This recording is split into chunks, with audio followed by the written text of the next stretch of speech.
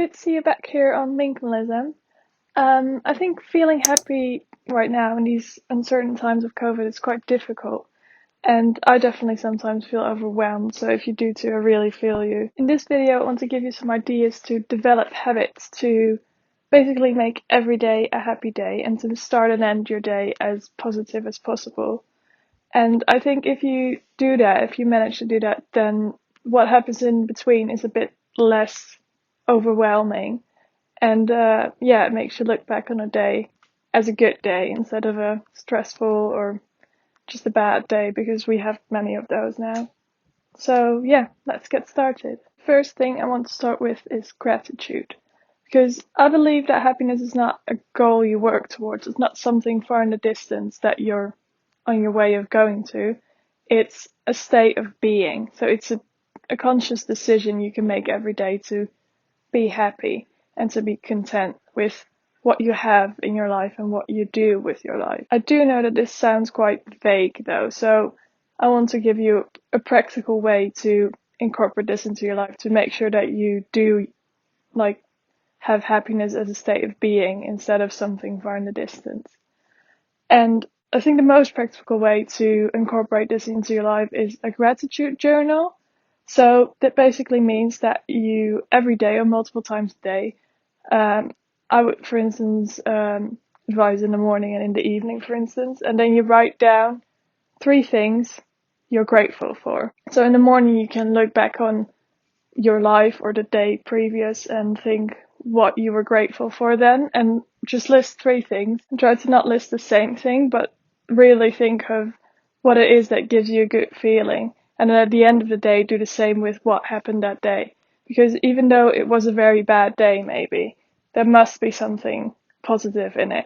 And usually, because of all the bad, you forget about it and you don't really, like, stand still and think of that positive thing that also happened. Like maybe you had a really rough day, but there was someone there to support you and to make you feel better. Then that's a very important thing to remember and to absorb. And if you just don't really think about it, then it just goes away and then you remember the bad thing. So I think that's really important. I think this habit will take you hardly 5 minutes and set you up for both positive beginning and ending of the day. The second tip I have is to use your breath. Sometimes the only thing that stops you from getting too overwhelmed or too stressed is to just step back and take a breath. And that's something that you can really use to your advantage. And I think most of us, myself included, don't realize the strength of taking a breath, getting your breathing under control and just slow down for a little bit. And you could do this in multiple ways. You could do it as simple as just wherever you are, just close your eyes for a little bit. Of course, somewhere where that wouldn't be dangerous. Close your eyes for a little bit and just focus on your breath. Don't focus on everything around you, focus on your breath. But if you find that difficult, you want more of a meditation thing, then guided meditation or like a meditation app like Headspace could be a really good idea. Getting into meditation is very beneficial for your mental health because it works, reduce stress, it improves sleep, and it helps you cope with your emotions better. And overall, meditation is a bit like a workout for your brain, also in the same way that you need to do it regularly and repeatedly to get the benefits. So just like physical exercise is. So it's not a one-time thing. You can't just meditate one day and then, oh, I have all those benefits and I'll never be stressed again. But if you do it regularly, so maybe every day or every few days, then you can really get the benefits from it. Also very important with having a happy day-to-day life is to celebrate things that you did well or accomplishments. So working towards goals is something most of us do, I think. But when you reach that goal, do you actually celebrate it? Or do you just think like, oh, I did it, and then go on to the next one?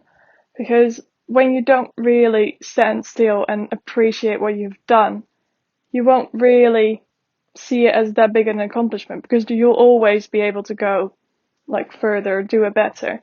So when you stop and really think of what you already did from where you came from, that gives it a lot more positivity instead of negativity from that you haven't reached the next goal yet. And you can celebrate in any way. Don't don't throw a big party because that's not allowed right now, but do something you really love by celebrating. Don't just let it go by as if nothing happened. Another aspect of having as happy a day as possible is to live in the moment. And that is because usually when you think of everything that is in a moment, there's not that much to worry about. You usually worry for the future or something that happened in the past maybe, but not about the here and now unless you're like right now being attacked by something. Then of course you'll worry right now, but that for most people isn't the case. So by really living in the moment, you can see the positive in the moment in a way that, like right now, for instance, I'm just filming a video, so there's no stress to be about, and the sun's shining, there's people everywhere, and that, like, there's nothing to worry about. Small ways to practice this, because of course, starting to live in the moment, I think, is very difficult. It's a bit of like the slow living movement there is now, but most people don't have a life that matches with that. But you can incorporate it in small things, like don't think of anything else while you're having lunch, for instance. Like focus on the food and what it tastes like in your mouth, and don't watch TV or scroll your phone, but just have lunch. And in this way, without actually meditating, you can make yourself forget about worries and feel a bit happier. And last, a big tip I have is to take breaks. Take regular breaks from whatever you're doing. Unless it's something you really, really love, but then still you need some variation. And especially now with the working from home, pretty much everyone is tied behind the screen. So make sure you take regular breaks from it, because constantly being exposed to all the screen time and being exposed to all the things that you still need to do gets you overwhelmed. So taking some downtime, go outside, go for a walk, whatever you like doing, and just don't think of everything else and just take a break from it. Also, a very practical way to incorporate breaks in your working day is the Pomodoro method, but that's something that your work must allow. I, for instance, have online classes and I can't just take a break during a class because then I miss half of it. But if your work allows it, this is a method where you have working blocks of 25 minutes, and then after each block or in between each blocks you have a short break, and then every 4 blocks you have a bigger break. So then you really focus on a task for 25 minutes, but knowing that you always have a little break after to wind down. And in that downtime, you can do anything, but one of the things that would really help and add up, I think, is the tips I mentioned previously, like do a little meditation, go outside, focus on the here and now.